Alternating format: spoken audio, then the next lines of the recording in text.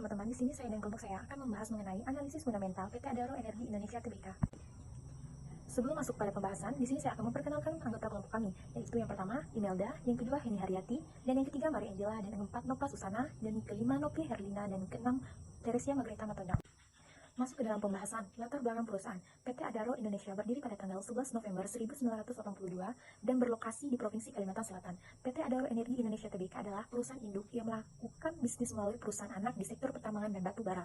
Memiliki saham sebesar 31.985 miliar, lembar saham saat FIO sebesar 2.370 dan nilai kapitalisasi pasar sebesar 72.087 triliun. Selanjutnya, analisis makroekonomi. Lampiran data mengenai PDB inflasi dan suku bunga. PDB di tahun 2018 sebesar 9,19% dan mengalami penurunan lagi di tahun 2020 sebesar minus 2,46% dan 2021 mengalami kenaikan lagi sebesar 9,93% dan di tahun 2022 mengalami kenaikan sebesar 15,38%, yaitu bisa dikatakan perusahaan mengalami peningkatan di tahun sudah 2020. Selanjutnya adalah analisis industri. Sektor energi merujuk pada bagian atau sektor ekonomi yang terlibat dalam produksi, distribusi, dan konsumsi energi. Ini meliputi berbagai industri dan infrastruktur yang terlibat dalam penghasilan dan penggunaan energi, seperti industri minyak dan gas, listrik, energi terbarukan seperti tenaga surya dan angin, industri transportasi, serta sektor bangunan dan rumah tangga. Penting untuk dipahami bahwa sektor energi memainkan peran kunci dalam ekonomi suatu negara dan memiliki dampak besar terhadap lingkungan. Kebijakan energi dan inovasi dalam sektor ini memiliki implikasi yang signifikan dalam hal berkelanjutan, keamanan energi, dan mitigasi perubahan iklim. Dari tabel terlihat bahwa data 5 tahun terakhir sektor energi mengalami ketidakstabilan, tetapi untuk perusahaan energi dapat dikatakan stabil meskipun pada tahun 2020 perusahaan energi mengalami penurunan dari semua perhitungan rasio. Perusahaan energi masih dinyatakan stabil karena angka yang dihasilkan dari rasio bernilai positif. Inilah yang menjadi alasan bahwa sektor energi merupakan sektor yang baik untuk berinvestasi. Selanjutnya adalah analisis perusahaan. Yang pertama itu ada analisis ROA. Berdasarkan tabel di atas, dapat kita lihat bahwa nilai ROA PT Adaro pada tahun 2018 sampai 2022 memiliki nilai ROA yang lebih tinggi dibandingkan dengan PT RUIS maupun PT INPS. Hal ini menunjukkan bahwa perusahaan PT Adaro mampu menggunakan aset dengan baik untuk memperoleh keuntungan. Semakin tinggi nilai ROA, maka perusahaan dianggap baik karena memperoleh tingkat pengembalian yang lebih tinggi atas aset yang diinvestasikan.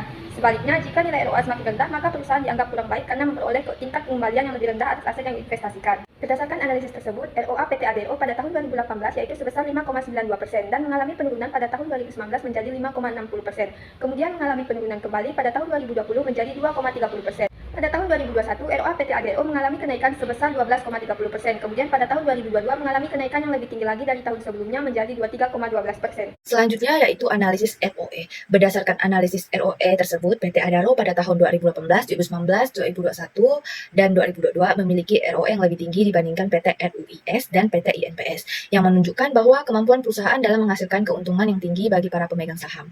Hal ini berdampak terhadap peningkatan nilai perusahaan. Tetapi ROE PT Adaro pada tahun 2020 lebih kecil dibandingkan dengan PT RUIS, tetapi lebih tinggi dari PT INPS.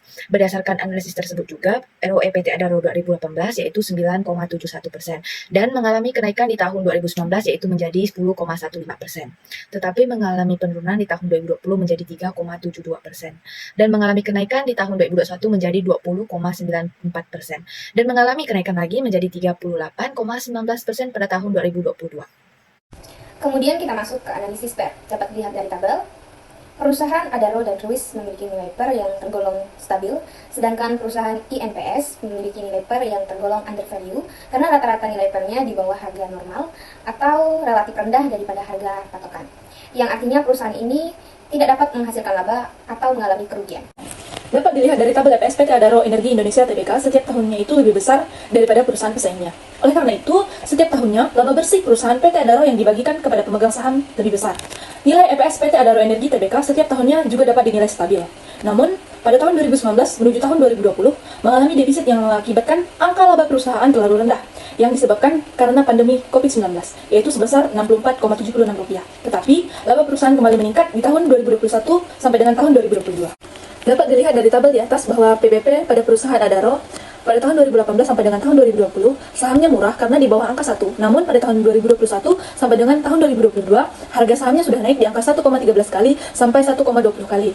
Begitu juga pada perusahaan PT RUIS, sahamnya sangat rendah dari 5 tahun terakhir sehingga tidak dapat bersaing dengan perusahaan lain. Sedangkan PBP INPS mengalami fluktuasi cukup tinggi di tahun 2019, namun terjadi penurunan sampai di tahun 2022.